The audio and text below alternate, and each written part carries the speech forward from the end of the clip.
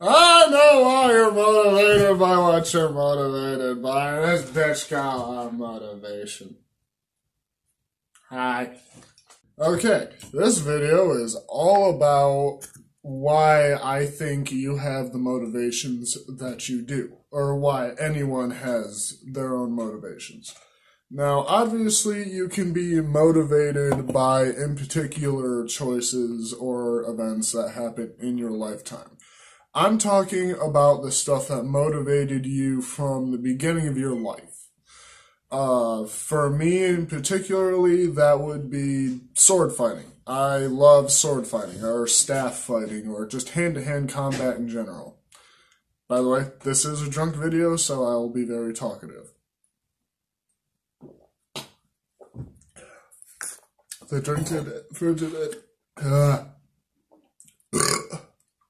is Canadian Royal. Or Royal Canadian. Blah. So, there was a study done about genetic memory. The fact that we get our fears from events that happened to our ancestors. For instance, I used to have a fear of heights before I took that trip to California.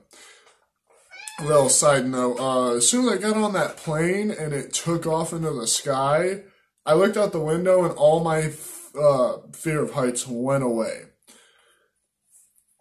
So that's a thing.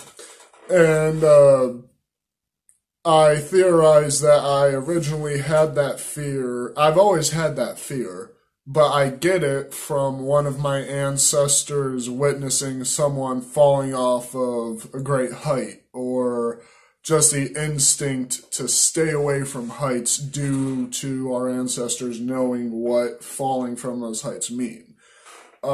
People who are afraid of snakes, maybe your ancestors fought off a snake at one point and that fear is passed down. It's an evolutionary trait. We get it to help us survive our environment. Now, take the reverse. What if we are motivated by events that happened in our ancestors' past? Take, for example, artists. It's my hypothesis that artists, like natural artists, people who are just born, who want to draw and write stories and sculpt stuff, they are that way because their ancestors witnessed an event that was so prominent to them that it stuck in their brain, and it was like a memory that they could relive over and over. Something so profound to them that they could never forget it. And the fact that they did not have the ability to write it out, but they always revisited it, rewrote their genetic memory to make it so that their descendants could explain what they were showing. Now, obviously, we don't know what those events were to be seen, so we are just born with the ability to draw and the motivation to do so. Thumbs up.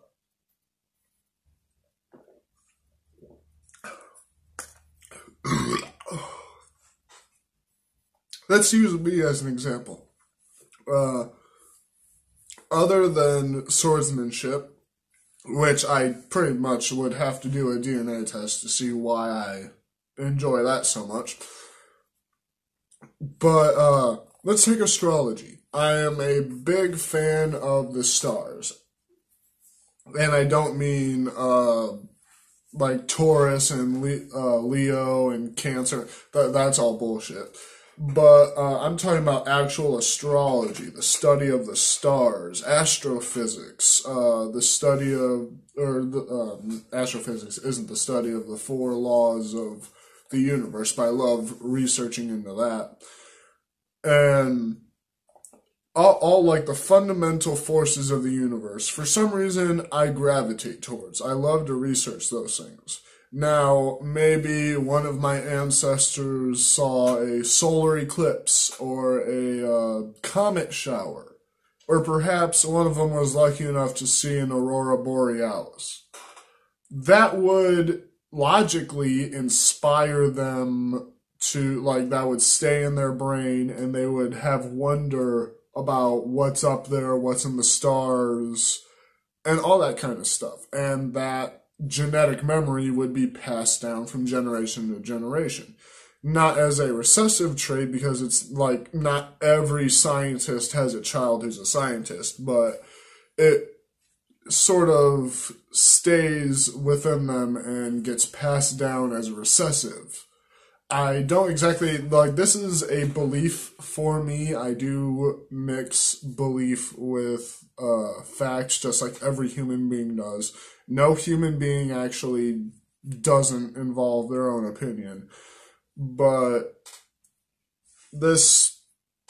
I think it's a reasonable assumption to make, since we know that our fears are derived from genetic memory. Isn't it reasonable to believe that our motivations come from genetic memory? I'd love to know your thoughts, and I'd love to know stories about what motivated you in your lifetime that might affect your future generations. And as always, I love the discussion.